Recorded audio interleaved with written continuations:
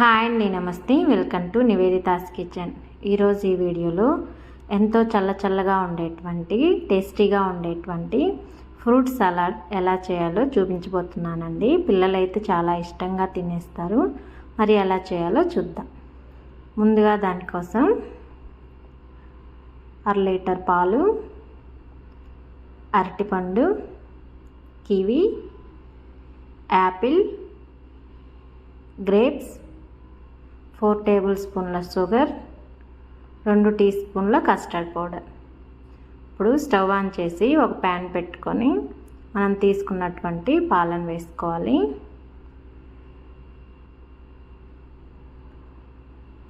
ఇప్పుడు ఈ పాలు కాగేలోపు మనం కస్టర్డ్ పౌడర్ కలుపుకుందామండి. ఈ కస్టర్డ్ పౌడర్లో కొంచెం పాలు పోసుకొని పిండి ముద్దలు లేకుండా కలుపుకోవాలి. మీకు నచ్చిన ఫ్లేవర్ కస్టర్డ్ పౌడర్ తీసుకోవచ్చండి. నేను ఇక్కడైతే వెనీలా ఫ్లేవర్ తీసుకున్నాను.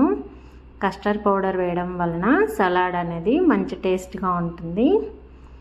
ఇలా కలుపుకున్నటువంటి కస్టర్డ్ పౌడర్ని పక్కన పెట్టేసుకుందాం.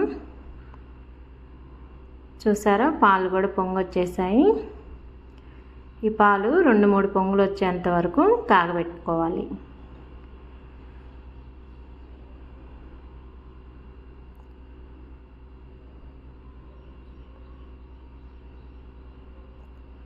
ఇలా పాలు 2-3 పొంగులు వచ్చిన తర్వాత షుగర్ వేసుకోవాలండి. మీరు కొంచెం తక్కువ తినే వాళ్ళైనా ఎక్కువ తినే వాళ్ళైనా మీ టేస్ట్ని చూసి వేసుకోవచ్చు. ఇక్కడ నేను 4 టేబుల్ షుగర్ వేసాను. షుగర్ కరిగేంత వరకు ఒకసారి బాగా పాలను మరిగించుకోవాలి.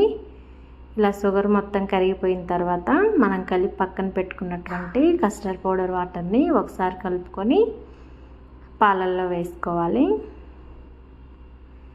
ఇలా కస్టర్డ్ పౌడర్ వేసిన పాలని ఒక 2-3 నిమిషాలు బాగా మరిగించుకోవాలి, తిప్పుతూ మరిగించుకోవాలి.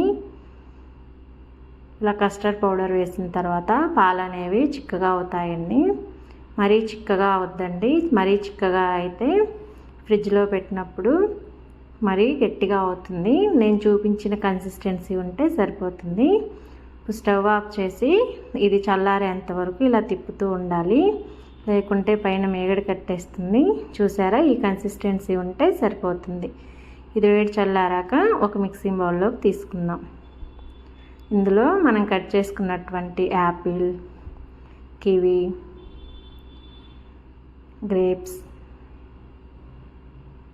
అరటిపండు, ఇలా మీకు నచ్చిన ఫ్రూట్స్ అన్నీ తీసుకొని ఇలా చిన్న పీసులుగా కట్ చేసుకొని వేసేసుకోవచ్చండి. ఇలా వేసుకున్న తర్వాత అంతా కూడా బాగా ఒకసారి మిక్స్ చేసుకోవాలి. ఇలా మిక్స్ చేసుకున్న తర్వాత దాన్ని ఫ్రిడ్జ్లో 2 గంటలు, డీపర్లో అవసరం లేదండి, మామూలు ఫ్రిడ్జ్లో పెట్టేసుకుంటే సరిపోతుంది.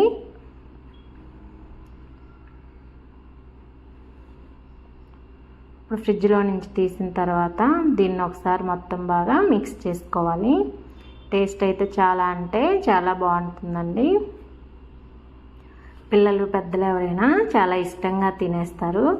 ఇందులో కొంచెం ఐస్ క్రీమ్ కానుండి ఐస్ క్రీమ్ కానీ వేసుకుంటే టేస్టింగ్గా చాలా బాగుంటుంది.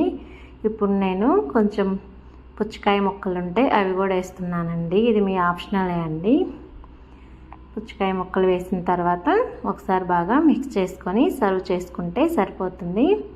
మరి మీరు కూడా మీ ఇంట్లో ట్రై చేసి ఎలా వచ్చిందో కామెంట్ సెక్షన్లో తెలియచేయండి. ఈ వీడియో కానీ నచ్చినట్లయితే లైక్ చేయండి, మీ ఫ్రెండ్స్కి రిలేటివ్కి షేర్ చేయండి. నివేదితాస్ కిచెన్ ఛానల్ని సబ్స్క్రైబ్ చేసుకోండి. అలాగే పక్కనే ఉన్నటువంటి గంటను కొట్టేయండి మరి.